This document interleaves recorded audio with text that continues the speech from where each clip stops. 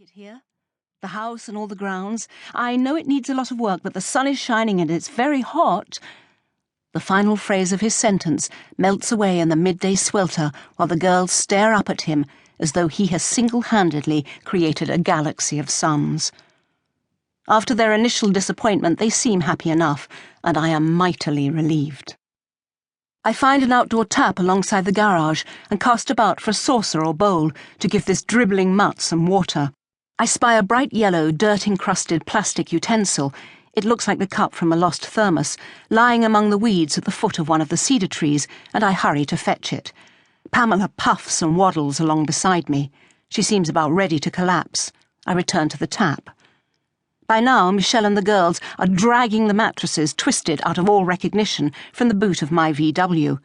2 single mattresses for 4 of us, in this heat. Are we insane? "Where shall we put these?" he shouts across to me. "You decide." I am busy battling with the wretched tap, which is locked rigid. "Must be a while since anyone used this," I mutter, but no one is listening to me, not even Pamela. She is lying on her side in the shade of 12 tall cedars, which form a semicircle round the parking area, where there is cool, loose earth. A beached whale snoring contentedly.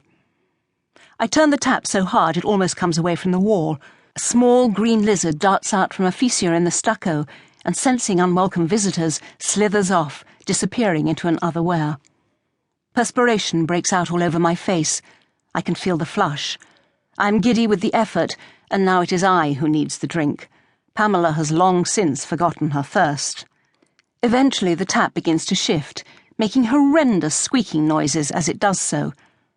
A drop of oil, I tell myself, beginning a mental to-do list which is destined to become longer than life. The ancient faucet turns and turns, but still no water flows. This tap is not functioning properly, but there is no one in sight to hear my concern. I decide to try another. Upstairs, indoors, the villa is cool and insect-infested. The blinding, dry heat outside emphasizes the musty and crepuscular damp within. The smell reminds me of compulsory childhood visits to elderly relatives living alone in unaired spaces. The mosquito netting, curling away from the windows as though it were fighting to get out into the light, creates blocks of shadows and gives a sombre, prison-like feel to the main living room. Shafts of sunlight cut angular patterns on the floor's terracotta tiles, spotlighting the years of gathering dust and mouldering miniature reptile life. Michel is standing with les filles, who are looking about them in horror and disgust. "C'est dégueulasse, papa!" I cannot avoid noticing Vanessa's battle to keep her tears at bay.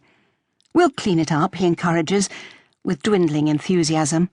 "Before or after we've attacked the pool," snaps one of them, and stomps outside in a sulk. "Chérie!" Michel?" I hardly dare begin, knowing this is a rotten moment to impart such drastic news. "Oui? Go after your sister," he instructs the remaining daughter. I've got a sneaking suspicion. What? He looks frazzled, ready to give up. The drive from Paris, in a baking car packed to the gills with luggage and livestock, Pamela, on roads frying with exhaust fumes in August weather, has been interminable. None of us has slept properly, nerves are frayed. Even the insistent chirring of the cicadas, a sound I usually find romantic and exotic, is enough to make me want to scream. Suddenly, I see all this not through the eyes of love emboldened, setting sail on an adventure, but from the children's point of view. This is their summer holiday. I am not their mother. They barely know me. It has been a while since they have spent time with their father, and the place to which he has brought them belongs, or will do, to him and this other woman, who is not even fluent in their mother tongue. On top of which, the villa is uninhabitable, and we have no money left to put it right.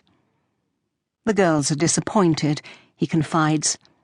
I hear the weariness and regret in his voice as I struggle not to cast myself in the role of the outsider.